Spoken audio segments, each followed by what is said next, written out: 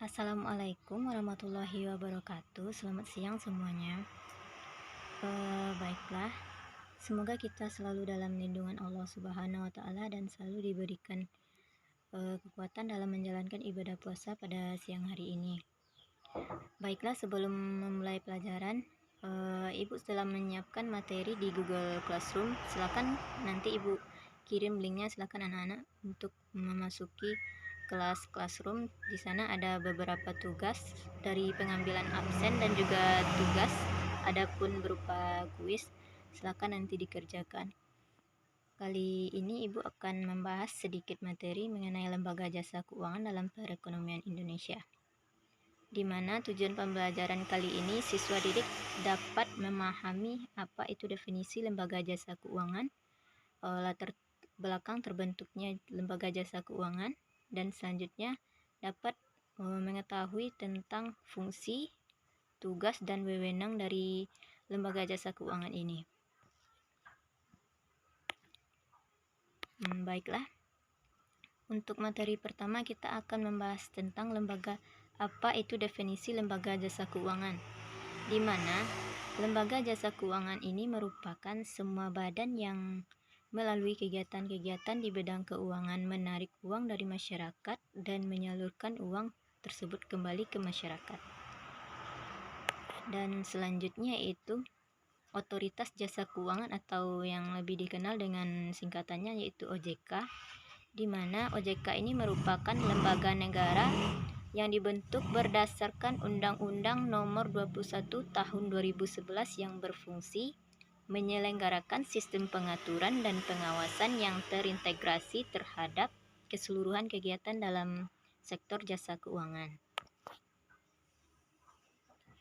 Yang selanjutnya kita akan melihat latar belakang terbentuknya dari OJK ini yang terdiri dari 4 faktor, di mana faktor yang pertama yaitu amanat undang-undang.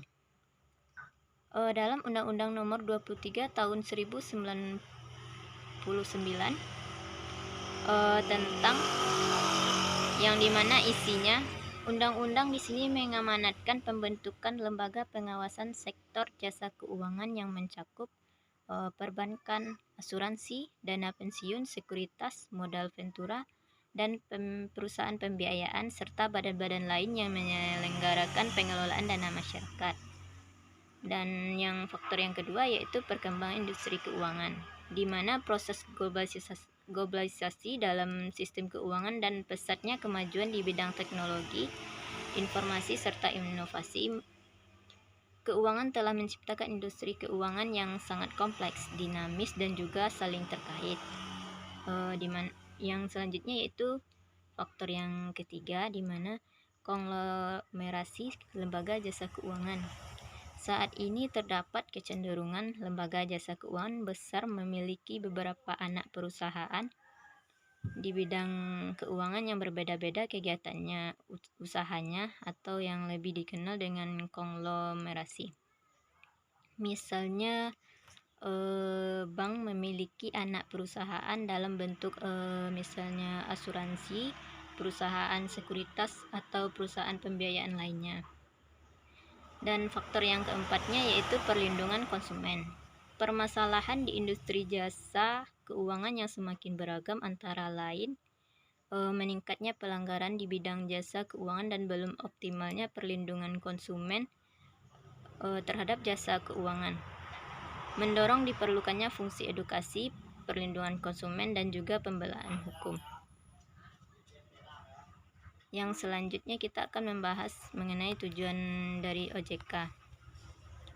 Tujuan OJK terbagi menjadi 3. Yang pertama, agar semua kegiatan di bidang keuangan kegiatannya terlaksana secara teratur. Dan yang kedua, agar semua kegiatan di bidang jasa keuangan dapat mewujudkan sistem yang keuangannya tumbuh secara kontinu. Dan yang ketiga yaitu dapat melindungi segala kepentingan konsumen dan masyarakat di bidang jasa keuangan. Yang selanjutnya kita membahas materi fungsi OJK, di mana OJK berfungsi sebagai penyelenggara sistem pengaturan dan pengawasan yang terpadu dan integritas terhadap semua kegiatan di bidang atau di sektor jasa keuangan.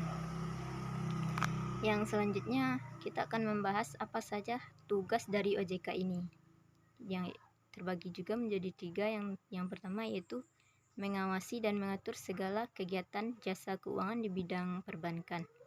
Yang kedua, mengawasi dan mengatur segala kegiatan jasa keuangan di bidang pasar modal.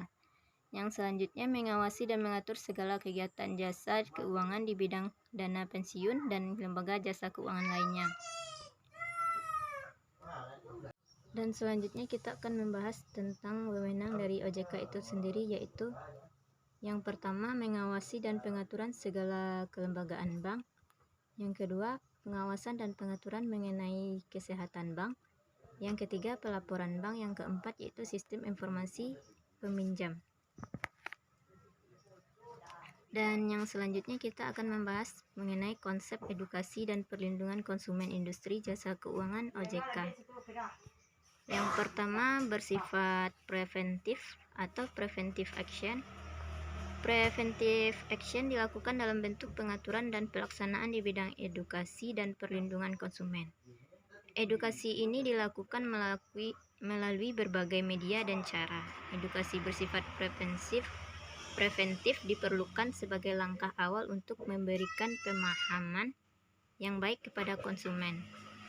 Dalam kegiatan preventif ini, OJK juga harus memastikan bahwa produk dan jasa yang disediakan lembaga jasa keuangan memenuhi prinsip-prinsip perlindungan konsumen. Dan yang kedua yaitu bersifat represif atau repressive action, di mana repressive action dilakukan dalam bentuk penyelesaian pengaduan, fasilitasi penyelenggaraan sengketa, penghentian kegiatan atau tindakan lain.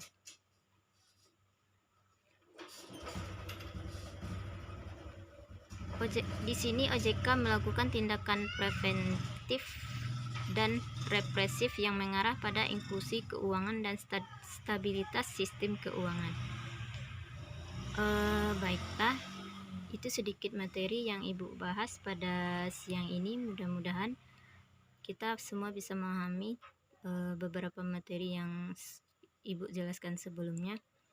Ibu ingatkan kembali, jangan lupa untuk masuk ke ruang kelas classroom nanti. Di sana ada tertera absen, silakan diambil absen. Ada juga beberapa tugas dan tolong dikerjakan kuis yang telah Ibu sediakan untuk penambah nilai harian besok. Baiklah, jika ada salah kata Ibu mohon maaf. Assalamualaikum warahmatullahi wabarakatuh.